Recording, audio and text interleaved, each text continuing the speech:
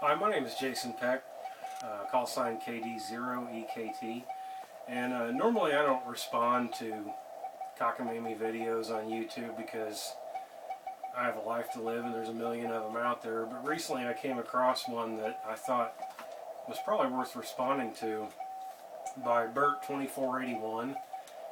He's a ham operator, looks like he's been doing it for a really long time, and he goes through a series of really long diatribes and complaints about mostly minutia and minor little details of ham that bother him.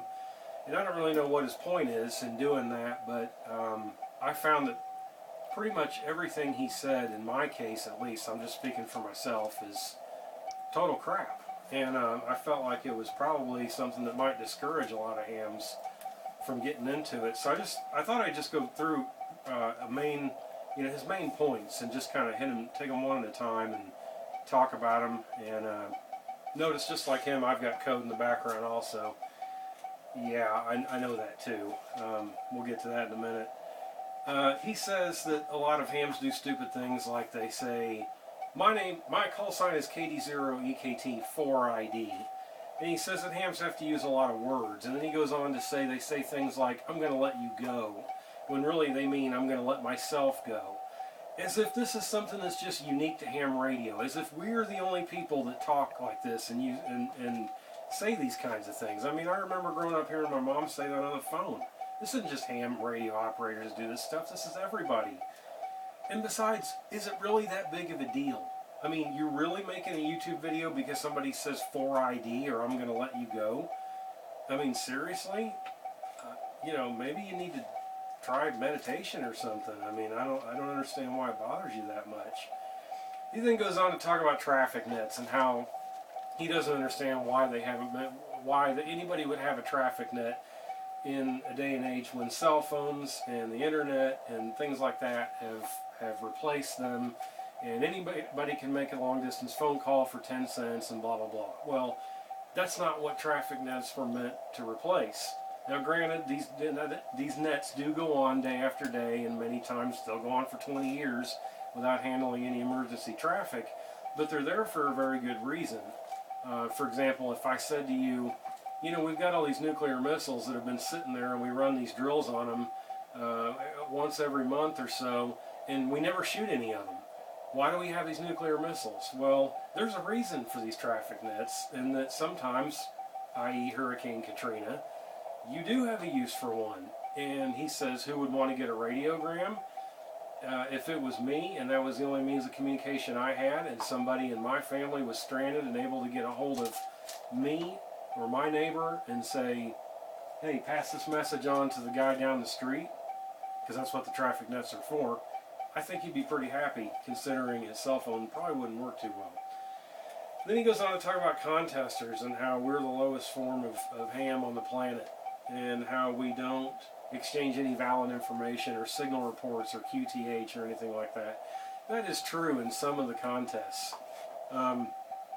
Some of the contests just say 591 kilowatt, which just means just what he said. Great signal, I'm transmitting 1,000 watts. Well, the contest that I'm in, the one that I do most, we give valid signal reports, and you're required to give your name, your location, and your club number at a minimum. So the reason for the contest is it improves your skills as an operator. If I'm able to quickly adjust, and I do mostly Morse code, if I'm able to quickly adjust to different styles and different frequencies under different conditions, and then confirm and prove that I've made those contacts, it improves my skill as an operator, so when I have to do that under stress, I can do it. That's the reason for a contest. He goes on to talk about physical fitness. I can only speak for myself. I stay physically fit. I ran an Olympic distance triathlon last summer. Had a fairly good time in it. I train as much as I can. I know a lot of hams that jog to keep in shape, that do a lot of different things. A lot of us are competitive shooters and things like that. So that's not always true either. Some people are out of shape. This is America. Look around you. Most people are out of shape. Again, it's not just hams. If he thinks it's just hams that are fat, he needs to seriously look around. He talks about exam difficulty and how easy it is and how even a 5-year-old can get a tech license. Yeah, that's probably true. If you just want to memorize what answers go with what questions and get a tech license, you can probably do it. But those kind of people are probably not going to go very far with it, because they're going to be very discouraged when they get on the air, or if they even get on the air, if they can figure it out, and they're not able to do much, which is the reason why I've taught classes and helped some people get their technician's license, and we actually taught the meaning behind it. And I guarantee you a 5-year-old is not going to understand the concepts and the meanings that we present in that class. I'm an extra class ham, which is the highest level of licensing you can get, and there are over 700 questions in the pool. You are asked 50 of them, and you have to get, I believe, 37 correct, and a lot of them are math problems that you're not going to memorize that many numbers. At least I can't. Yeah, I actually went the distance and learned the formulas and learned the theory and the things behind it. So it's up to you. If you just want to be a lame operator and just memorize some stuff and get your ticket, you're not going to get very much out of the hobby. I don't think most people do that. He talks about code, Morse code, which you hear behind me, as he pointed out. He compares that to a basic mode of communication, and he uses the analogy of walking versus riding in a car. That's not the right analogy. The analogy would be, what's the basic form of human communication, and that's speech. We don't normally learn Morse code, and there's a million ways to communicate. You know, you can use sign language, you can use digital communications. The nice thing about ham is there's something for everybody. If you don't want to learn code, don't learn it. I hope everybody does. I think it's the best way, because it works well under poor conditions, and it doesn't take a lot of money to get into, and you know, you can make your signal go a long way. I perfectly get it. I understand it. No, you're not required to learn it. I learned it anyway. So again, it's up to you. He talks about, oh, hams use things like hi instead of ha. Yeah, it's stupid. I agree. So what? You know, I mean, I see it sometimes in print. Does it really bother me? No, not really. The thing that really bothers me, that I just couldn't believe that he threw in there, because he lost all credibility with me when he did, is when he went on to say calling CQDX is basically like, I don't want to talk to white people, or I only want to talk to white people, or whatever he said. Are you actually saying that when somebody calls CQDX, he's essentially a bigot? I mean, do we not have enough people throwing the bigot red herring out there on a daily basis as it is, that you have to drag it into this? The reason we call CQ, which, by the way, Alaska and Hawaii, last time I checked, are part of America, and they are counted as DX entities.